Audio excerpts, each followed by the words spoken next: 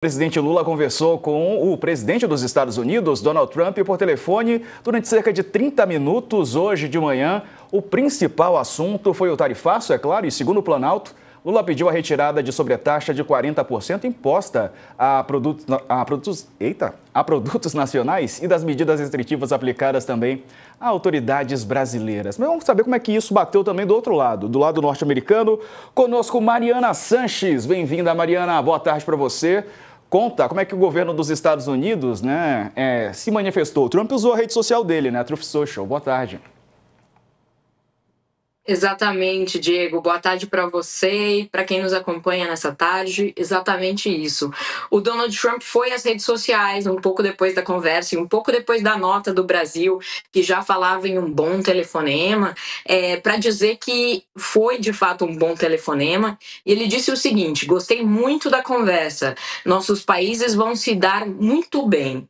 E ainda disse: falamos de muitas coisas, mas especialmente de economia e comércio entre os dois países. E adiantou que ele espera ver novas discussões no futuro, inclusive sinalizando que gostaria de visitar o Brasil, que espera estar junto com o presidente Lula, tanto no Brasil quanto nos Estados Unidos, em breve. Essas foram as manifestações do Donald Trump, um pouquinho depois aí da nota do Planalto, hoje mais cedo, sobre a ligação entre os dois presidentes. E eu ressalto algumas coisas aqui, viu, Diego? A primeira é que a nota do Planalto diz muito claramente que o presidente Lula, aspas, recebeu um telefonema do presidente americano Donald Trump. Quer dizer, esse verbo, para quem estuda relações diplomáticas, ele não é de graça. Quer dizer que houve um movimento do americano em relação ao brasileiro, que era algo que o Lula já esperava, já que é o Brasil quem estava sendo alvo de uma campanha aí de agressões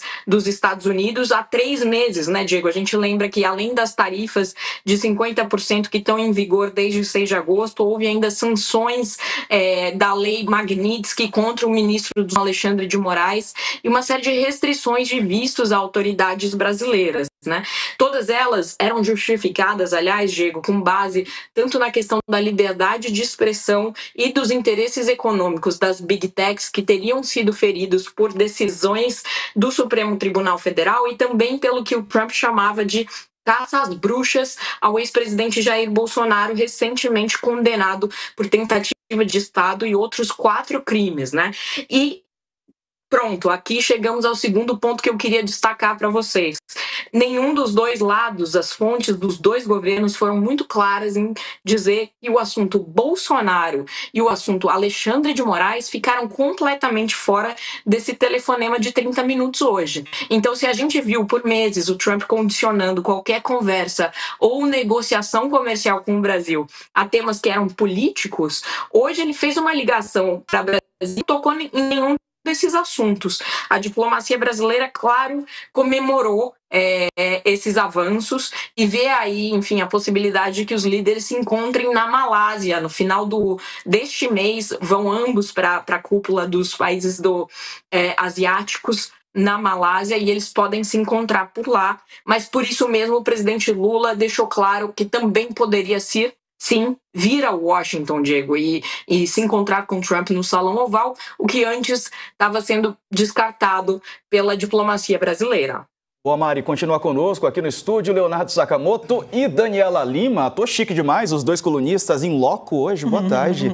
Tudo bem, gente? Tudo jóia, querido. E aí, Dani, eu começo contigo. O Sakamoto estava de férias, tá até mais coradinho, né? Tomou um sol. Né? Você estava na praia, Sakamoto? Não, eu peguei um sol forte, mas sem praia, assim, só para dar aquele grau. Boa tarde pro pessoal que tá em casa, pro Diego, pra Dani, pra Mariana. Ela bem discreta, né? Já chega, tava na praia, foi pra onde? Sakamoto? Então, tinha um pessoal perguntando do Sakamoto no nosso chat semana passada. Cadê o Sakamoto? Pronto, morreu? Não, tô vivo. Infelizmente pra muita gente, mas tamo junto. Infelizmente pra nós. Ô Dani, e aí? E essa conversa dos dois, esperada, finalmente aconteceu? Aconteceu. Bom, direito agora. Boa tarde, Sarza. Oi, Mari, bom trabalho pra você. Boa tarde. Boa tarde pra você que tá aqui com a gente no UOL News. Gente, a conversa aconteceu. Eu vou começar dando um pouco de repercussão. Assim, o Palácio do Planalto está muito satisfeito com o resultado dessa primeira conversa. As fontes estão dizendo que a conversa foi fluida, aconteceu de maneira muito leve. houve piadas, trocas de piadas entre os dois, né? Num determinado momento, o presidente Luiz Inácio Lula da Silva disse, olha, eu sou uma pessoa que não guardo mágoas, eu não tenho inimigos, e o Trump o interrompeu e falou, eu sou diferente, eu tenho inimigos. E aí os dois presidentes da República riram, então foi uma conversa em tom muito ameno, apesar dos assuntos arestosos, né? Trump não colocou nenhum tipo de negociação, já não antecipou o que os Estados Unidos estão dispostos a negociar. Lula o fez. Lula pediu, então, disse, olha, eu posso passar para a sua equipe os resultados da balança comercial Brasil e Estados Unidos. Há um problema na informação que está chegando até vocês. O Brasil, dos países do G20, é um dos 3 que mantém uma relação com os Estados Unidos, no qual os americanos são superavitários. Então, nós estamos aí no topo da lista dos países mais ricos do mundo, com os quais vocês mantêm uma relação superavitária. Eu posso colocar esses dados à disposição, porque eu gostaria que revisse as tarifas. O Lula fez questão de ser muito diplomático nesse momento, Sarza, Mari e Sakamoto. Ele disse, olha, as tarifas são... Eu respeito a sua decisão, porque é um direito de cada país estabelecer. Mas gostaria que você revisasse com atenção os números do Brasil, né? Eu gostaria que fosse possível rever essa decisão, porque aqui vocês têm superávit. E Lula também mencionou as sanções a autoridades brasileiras sem nominar ninguém. Dentro do Supremo Tribunal Federal, conversei com um ministro, o gesto foi bem recebido, o fato da conversa ter acontecido foi muito bem recebido, né? E, claro, né, no Congresso Nacional, isso dá uma força para um Lula que vai para uma votação importantíssima no Senado. O Senado define agora qual vai ser o ritmo que vai tratar a isenção do imposto de renda para quem ganha até R$5.000, né, aprovada semana passada pela Câmara. Então, o presidente mantém uma boa, digamos, um bom embalo na política, o que deve ajudar a proposta também lá, Diego. Verdade. Sakamoto, e você, como é que viu isso? Depois de muitos bolsonaristas, né, comemorarem o auxílio do Trump, nesse momento o Trump abre um canal de diálogo finalmente com o Brasil. Eu acho que esse é o principal gol que foi marcado hoje, exatamente a abertura desse canal de diálogo, né? Tinha quebrado o gelo durante a Assembleia Geral da ONU, né, na abertura, com aquele abraço entre eles, aquele hashtag Holoquímica, né, entre eles. Agora, abre-se um canal de comunicação, os dois presidentes finalmente conversam, né? E o próprio... Bem, a gente teve repercussão, inclusive, no mercado, né? Que já repercutiu, dólar melhora, você começa a ver um ambiente de um diálogo para uma resolução não conflituosa de toda essa crise, né? Até porque o que aconteceu hoje na prática foi mostrar ao Brasil, né, que Eduardo Bolsonaro e Paulo Figueiredo, que estão nos Estados Unidos traindo, né, os interesses nacionais, eles não têm um monopólio do acesso à Casa Branca. E é isso que eles estavam tentando vender já faz um bom tempo, que o Brasil não ia conseguir conversar, não ia conseguir nada. O próprio ministro Fernando Haddad tentou falar com o secretário de Tesouro, Scott Bessent, avisou que teria essa conversa, e aí o pessoal foi lá e melou a conversa, e eles estavam falando, não, estavam tentando, na verdade, criar esse problema para o Brasil. E agora, com esta conversa estabelecida, né, com essa videoconferência, e incluindo uma troca de respeitos e de afagos, trocaram contatinhos, né? Ou seja, é bom, né? Quando você vai numa conversa lá, sai os dois com o telefone do outro e da outra, né? Conversam, trocam contatinhos. Teve uma postagem simpática do Trump dizendo que a conversa foi muito boa na Truth Social, como a Mari bem colocou, né? Se estabelece uma coisa diferente já, quebrando o gelo. Ah, mas o Marco Rubio que vai ser a pessoa que vai ser o interlocutor? Sim, mas nos Estados Unidos, a última palavra já ficou muito claro várias vezes, que é do Trump.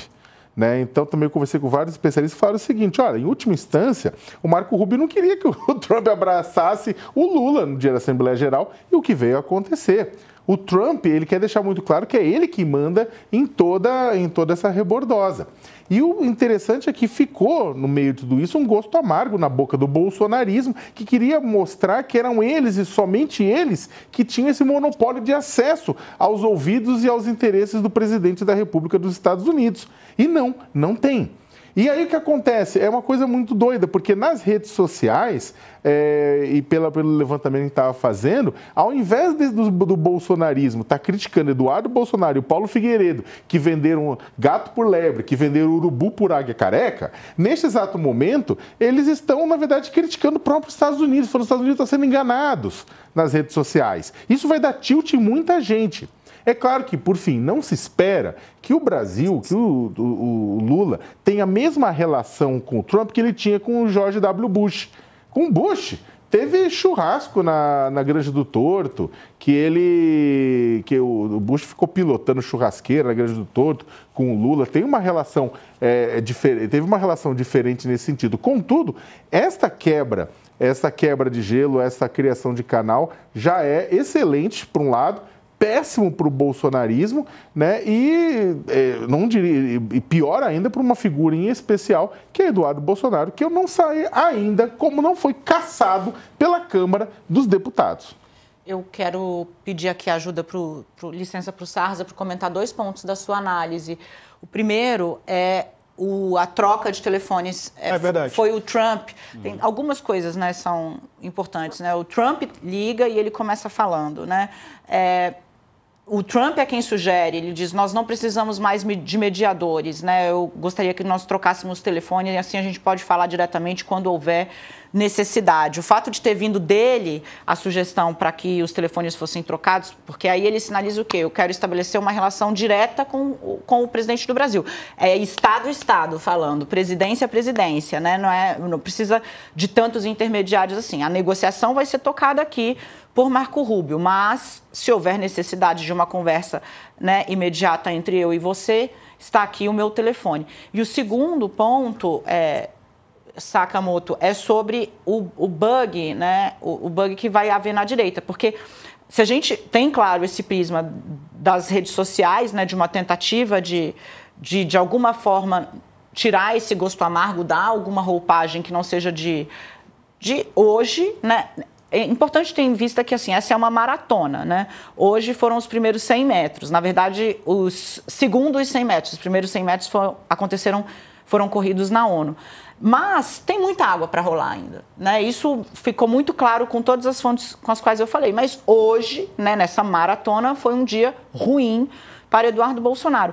Num cenário de fragmentação da direita, onde Eduardo Bolsonaro, a família, já tem criticado expoentes importantes do suporte político ao ex-presidente da República. A gente viu uma briga aberta por conta de uma entrevista dada pelo senador Ciro Nogueira ao jornal O Globo, onde ele fala, né, Bolsonaro já teria escolhido tal e tal, e a família hoje volta à carga, né, contra essa união da direita nas redes sociais. Então, é nesse cenário de fragmentação em que Eduardo Bolsonaro está personificando uma atitude mais radicalizada, que não tem amparo nessa direita pragmática, que esse revés acontece. E é incrível que eu concordo totalmente com a relatora e digo mais, neste exato momento, né, se eu fosse o Lula, tudo que eu não queria era que o Eduardo Bolsonaro voltasse e parasse de fazer o que está fazendo.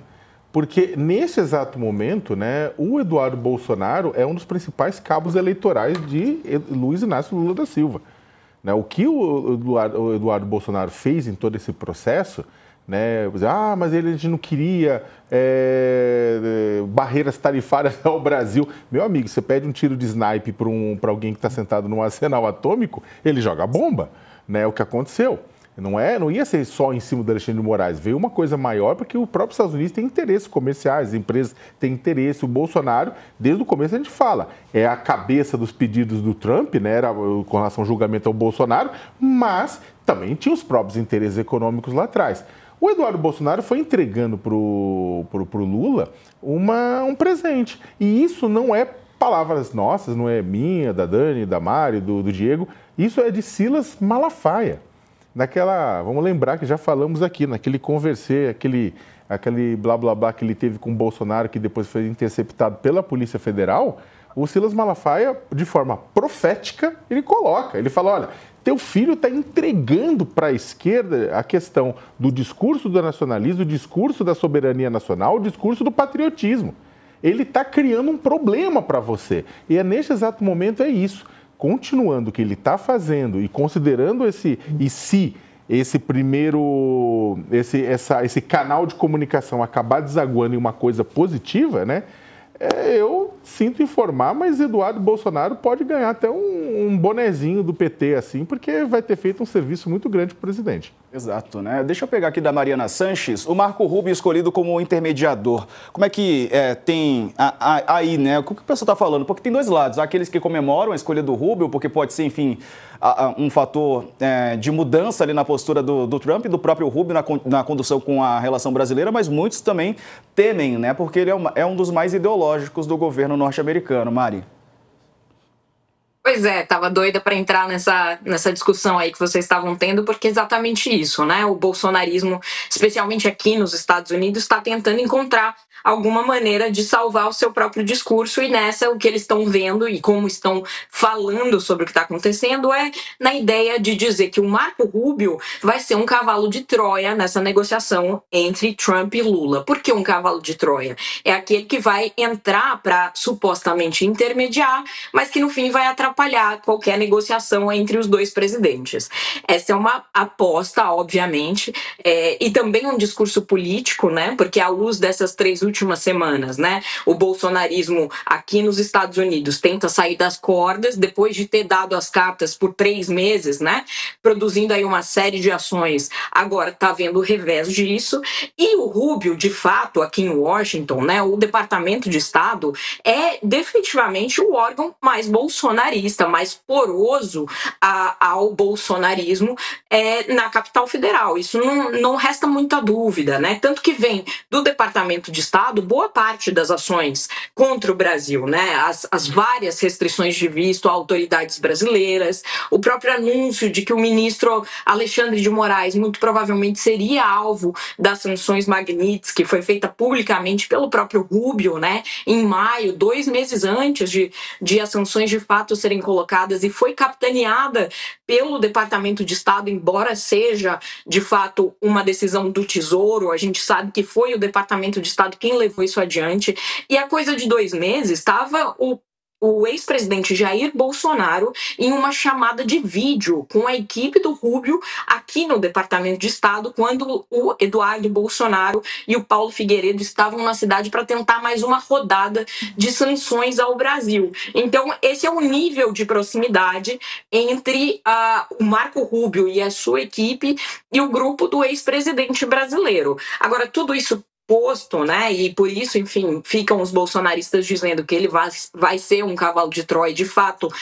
algumas pessoas na equipe do próprio Rubio me descreveram o abraço do Trump com Lula como um soco no estômago do Rubio. A gente viu a cara dele na Assembleia Geral, né? Quando o Trump falava ali de surpresa sobre a sua relação com o Lula. Isso tudo é um fato, tá dado, e é daí que vem a aposta dos bolsonaristas. Agora, eu queria chamar a atenção para outras coisas. Primeiro, isso que a Dani bem chamou a atenção, a troca de telefones entre Lula e Trump. Quer dizer, o Trump quer um canal direto ao Planalto, ele quer um canal de informações do Lula, né? Isso já mostra que, assim, o Trump já vinha pedindo informações à embaixada sobre a questão do Bolsonaro, depois de ser muito alimentado com informações praticamente exclusivamente dos bolsonaristas. Ele está procurando outras fontes de informação. E essa troca de telefones não é menor em relação a isso. Segunda coisa, antes mesmo que o Trump fizesse essa inflexão, o Marco Rubio se encontrou com o Mauro Vieira. Foi no mesmo dia em que o Alexandre de Moraes foi sancionado, no dia 30 de julho. E, inclusive, sobre isso, um bolsonarista de alto costado me disse, bastante decepcionado, o lado político do Rubio falou mais alto. Quer dizer, eles já estavam lá atrás antevendo que talvez o Rubio tivesse um lado político que permitisse uma negociação com Lula. Terceiro, o governo é governo Trump. Ninguém nessa gestão coloca a cabeça para fora para tentar dizer que o chefe está errado. Isso não acontece. E o próprio Rubio já teve que engolir as suas palavras sobre a Ucrânia, Ucrânia, sobre a China, sobre a própria Venezuela, que são coisas muito caras a ele. Quer dizer, para fazer uma inflexão em relação ao Brasil, não seria tão difícil assim. E por último, por incrível que pareça, a postura do Lula em relação à Venezuela, inclusive não reconhecendo a eleição, isso foi muito importante para informar uma parte dessa direita republicana, que isso eu ouvi no Congresso de representantes MAGA, do pessoal mais hardcore em relação a isso, que eles tinham respeito pelo Lula, porque a Maria Corina Machado, opositora do regime Maduro, tinha elogiado a postura do Brasil e do Lula e dito que o Lula de fato tinha defendido a democracia na Venezuela e que por isso eles tinham uma posição. Então a própria do Marco Rubio já me dizia, olha, a gente está que o Brasil é Venezuela. Então agora o Rubio tem a desculpa que ele precisa, né? O chefe mandou, então eu vou mudar de comportamento. Talvez nessa linha de botar o Rubio como cavalo de Troia vai ser mais uma narrativa mal sucedida em relação à realidade, mas vamos esperar para ver. E aí, cavalo de Troia, será, Dani? Acho que a Mariana resumiu tudo no final. Assim, se o Trump quiser, ele vai fazer o que o Trump quer, ponto, e acabou. Tem duas coisas que eu quero comentar em cima do que a Mari trouxe, né? A primeira coisa é que o Trump fez questão de dizer que ouviu o discurso do Lula na ONU, na conversa que teve com o presidente, e elogiou. Então, o que acontece, né? Ali foi uma antítese, né? Os dois, um foi a antítese do outro, né? Como um espelho invertido. Então, o fato dele dizer, olha, eu vi o discurso, achei seu discurso muito bom, mostra um pouco, reforça um pouco, né, Mariana, essa sensação geral que as pessoas têm de que o Trump respeita aqueles que defendem suas posições Teve uma fala que me relatou, Sakamoto, um ministro do governo Lula, né? Que os dois, durante o diálogo, né, Lula disse, não, quem tem uma causa ganha força para fazer, né? E o Trump reforçou, realmente, é isso, né? Quem tem uma causa ganha vitalidade.